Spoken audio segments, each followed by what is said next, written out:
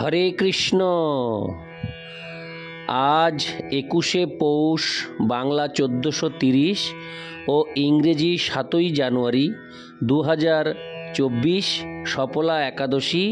এই সফলা একাদশীর দিন আমি শ্রীমদ্ ভাগবত পাঠ করছি। আজ আমি পাঠ করব শ্রীমদ্ ভাগবতমের 2য় স্কন্ধ 4র্থ অধ্যায় সৃষ্টি প্রকরণ। এই সৃষ্টি প্রকরণের শ্লোক 23, 24 ও 25। অডিওর শুরুতে আমি আমার সকল ভক্তিমতী মা ও ভক্তবৃন্দের কাছে করজোড়ে নিবেদন এটাই করতে চাই যে আপনারা সকলেই আমার এই জীবনের পূর্ণতা এই চ্যানেলটিকে সাবস্ক্রাইব করে কমেন্টস করে আপনারা এগিয়ে যেতে সাহায্য করুন, কারণ এই চ্যানেলের রিচ অনেকটা কমে গেছে।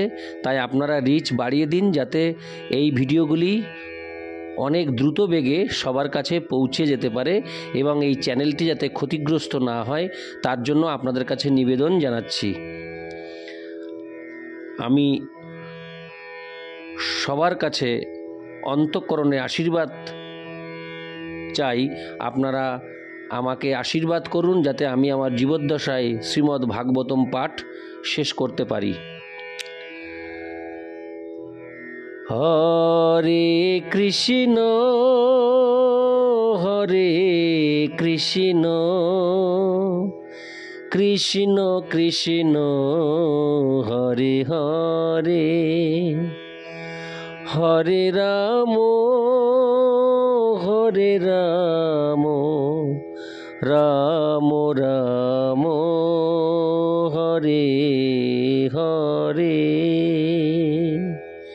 শ্লোক 23।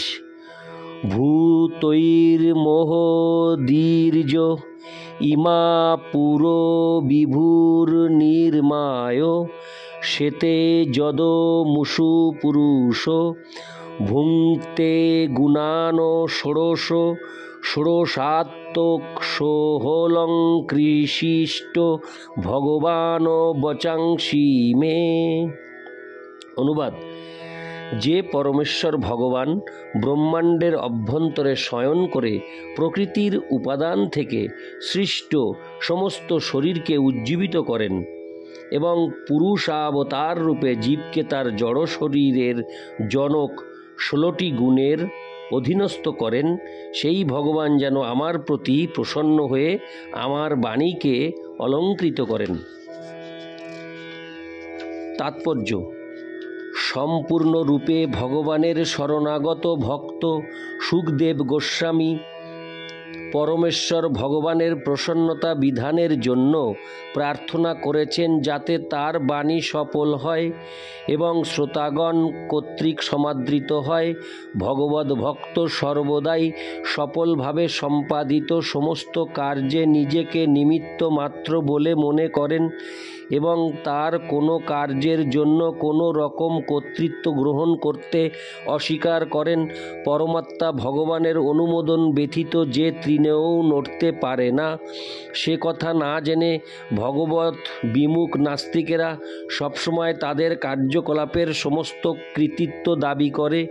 শ্রীল শুকদেব গোস্বামী তাই পরমেশ্বর ভগবানের নির্দেশনায় অগ্রসর হতে চেয়েছেন, যিনি ব্রহ্মাকে বৈদিক জ্ঞান দান করতে অনুপ্রাণিত করেছেন। বৈদিক শাস্ত্রে যে সমস্ত তথ্য বর্ণিত হয়েছে তা সকপল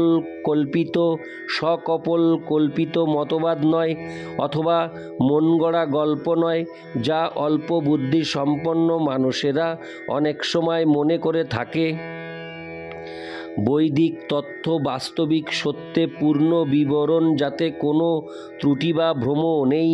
শুকদেব গোস্বামী সৃষ্টি তত্ত্ব দার্শনিক অনুমানের ভিত্তিতে বর্ণনা করতে চাননি। পক্ষান্তরে ব্রহ্মা যেভাবে ভগবান কর্তৃক অনুপ্রাণিত হয়ে তা বর্ণনা করেছিলেন, ঠিক সেইভাবে বাস্তবিক তত্ত্বের ভিত্তিতে বর্ণনা করতে চেয়েছিলেন। ভগবদ্ গীতায় বর্ণনা করা হয়েছে যে পরমেশ্বর ভগবান হচ্ছেন বেদান্তের জনক এবং তিনি কেবল বেদান্ত দর্শনের প্রকৃত অর্থ জানেন। তাই ধর্ম সম্বন্ধে বেদে বর্ণিত সিদ্ধান্ত থেকে শ্রেষ্ঠ আর কোনো সত্য নেই।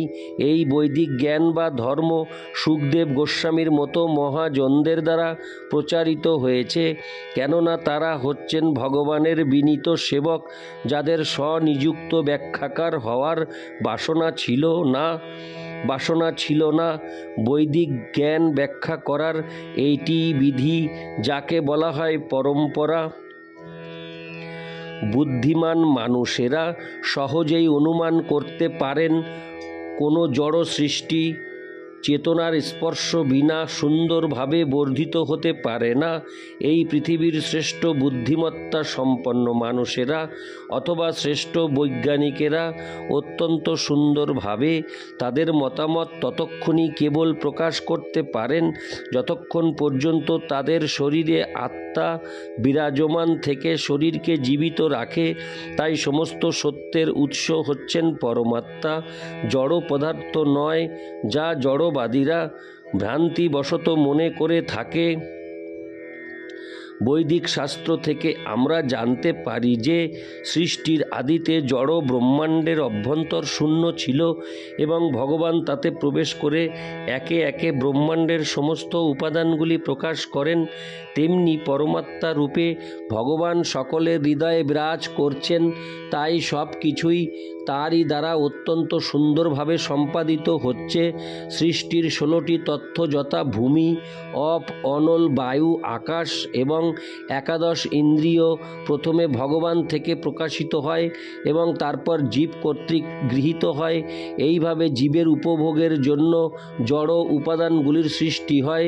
সমগ্র জড় সৃষ্টির পরিচালনার যে সুন্দর ব্যবস্থা তা সম্ভব হয়েছে ভগবানেরই শক্তির প্রভাবে, এবং জীব কেবল ভগবানের কাছে প্রার্থনা করতে পারে যাতে সে তা যথাযথভাবে হৃদয়ঙ্গম করতে পারে। যেহেতু ভগবান হচ্ছেন পরম সত্তা, শুকদেব গোস্বামী থেকে ভিন্ন, তাই শুকদেব গোস্বামী তার কাছে প্রার্থনা করতে পেরেছেন। ভগবান জীবকে জড় সৃষ্টি উপভোগ করতে সাহায্য করেন, কিন্তু তিনি এই প্রকার সমস্ত ভ্রান্ত উপভোগ থেকে দূরে থাকেন। শুকদেব গোস্বামী কেবল সেই সত্য বর্ণনা করতে সাহায্য করার জন্য ভগবানের কৃপা ভিক্ষা করেননি। তিনি তার কাছে প্রার্থনা করেছেন যে তিনি তার শ্রোতাদেরও সাহায্য করেন। ইতি শ্লোক 23। শ্লোক 24। নমস্তস্যৈ ভগবতে বাসুদেবায় বেধসে পপুর জ্ঞানময়ং সৌম্যা জন্মুখাম্বুরুহাশোভম। আমি বৈদিক শাস্ত্রের সংকলনকর্তা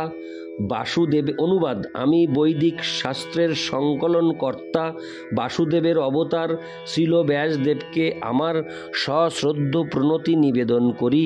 শুদ্ধ ভক্তেরা ভগবানের মুখারবিন্দ থেকে নিঃসৃত অমৃতময় দিব্য জ্ঞান পান করেন।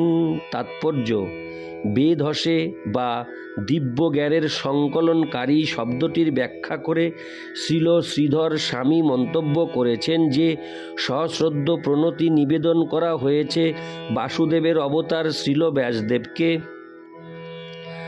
শ্রীল জীব গোস্বামী তা স্বীকার করেছেন, কিন্তু শ্রীল বিশ্বনাথ চক্রবর্তী ঠাকুর অধিক অগ্রবর্তী, যথা শ্রীকৃষ্ণের মুখামৃত তার সঙ্গীদের মধ্যে স্থানান্তরিত হয় এবং তার ফলে তারা সঙ্গীত, নৃত্য, বেশ, সজ্জা, অলঙ্কার আদি শ্রীকৃষ্ণের আনন্দদায়ক ললিত কলায় পারদর্শিতা লাভ করেন।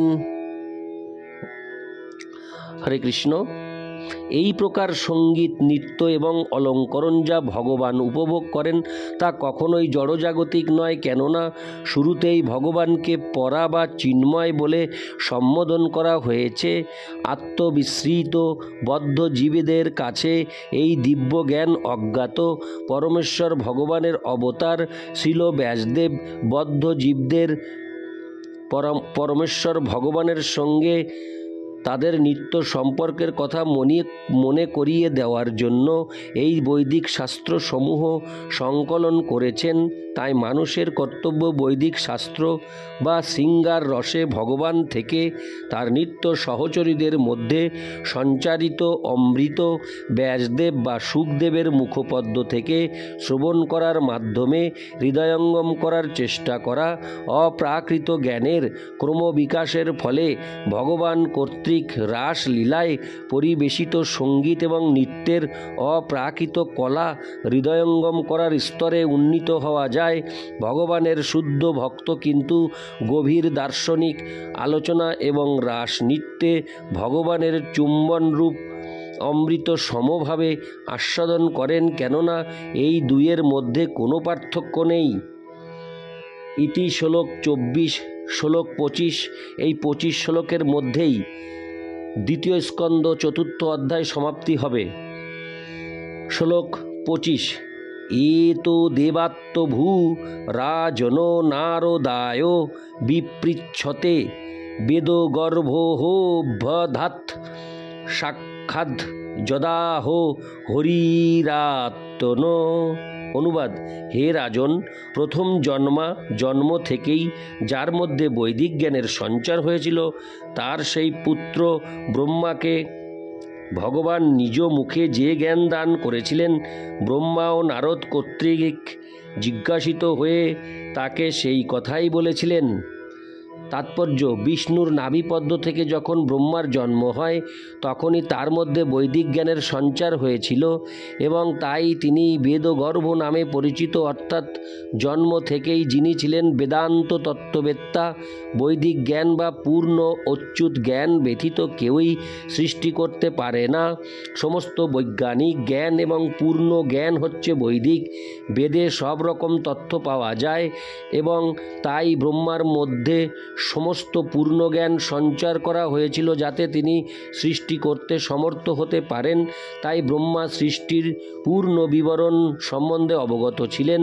যেহেতু সে সম্বন্ধে পরমেশ্বর ভগবান শ্রীহরি তাকে যথাযথ জ্ঞান প্রদান করেছিলেন, নারদ মুনি কর্তৃক জিজ্ঞাসিত হয়ে ব্রহ্মা ঠিক যেভাবে সাক্ষাৎ ভগবানের কাছ থেকে সেই জ্ঞান শ্রবণ করেছিলেন, ঠিক সেইভাবে তা দান করেছিলেন। নারদ আবার ব্যাসদেবকে ঠিক সেইভাবে তা বলেছিলেন এবং ব্যাসদেব নারদ মুনির কাছ থেকে ঠিক যেভাবে শুনেছিলেন তা সুখদেব গোস্বামীকে বলেছিলেন। আর সুখদেব গোস্বামী ব্যাসদেবের কাছ থেকে যা শুনেছিলেন তার পুনরাবৃত্তি করতে যাচ্ছিলেন। এটি হচ্ছে বৈদিক জ্ঞান হৃদয়ঙ্গম করার বিধি। উপরোক্ত পরম্পরা ধারার মাধ্যমেই কেবল বেদের ভাষা হৃদয়ঙ্গম করা যায়, অন্য কোনো উপায়ে তা সম্ভব নয়। কল্পনাপ্রসূত মতবাদের কোনো প্রয়োজন নেই। জ্ঞান অবশ্যই বাস্তব হওয়া উচিত। অনেক জটিল বিষয় রয়েছে এবং সেই বিষয়ে অভিজ্ঞ কোনো ব্যক্তি তা বুঝিয়ে না দিলে তা বোঝা যায় না। বৈদিক জ্ঞান বোঝা অত্যন্ত কঠিন এবং তা অবশ্যই উপরোক্ত প্রণালীতে শেখা কর্তব্য। তা না হলে তা বোঝা মোটেই সম্ভব নয়। তাই সুখদেব গোস্বামী ভগবানের কৃপা প্রার্থনা করেছেন যাতে ভগবান সাক্ষাৎ ব্রহ্মাকে যে জ্ঞান দান করেছিলেন, অথবা ব্রহ্মা সাক্ষাৎ নারদ মুনিকে যে জ্ঞান দান করেছিলেন, তা যেন তিনি যথাযথভাবে পুনরাবৃত্তি করতে পারেন। অতএব শ্রীল সুখদেব গোস্বামী কর্তৃক বর্ণিত সৃষ্টি বিষয়ক বর্ণনাকে কাল্পনিক মতবাদ বলে জড়বাদীরা যে মত পোষণ করে থাকে তা আদৌ ঠিক নয়। পক্ষান্তরে তার সেই বর্ণনা পূর্ণ সত্য। যে ব্যক্তি সেই বাণী যথাযথভাবে শ্রবণ করে তা হৃদয়ঙ্গম করার চেষ্টা করেন, তিনি জড় সৃষ্টির বিষয়ে পূর্ণ জ্ঞান লাভ করতে পারেন। ইতি সৃষ্টির প্রকরণ নামক শ্রীমদ্ ভাগবতের 2য় স্কন্দের 4th অধ্যায়ের ভক্তি বেদান্ত তাৎপর্য সমাপ্ত। নারায়ণ হে নারায়ণ ভবভয়হরণম নারায়ণ। হরে কৃষ্ণ।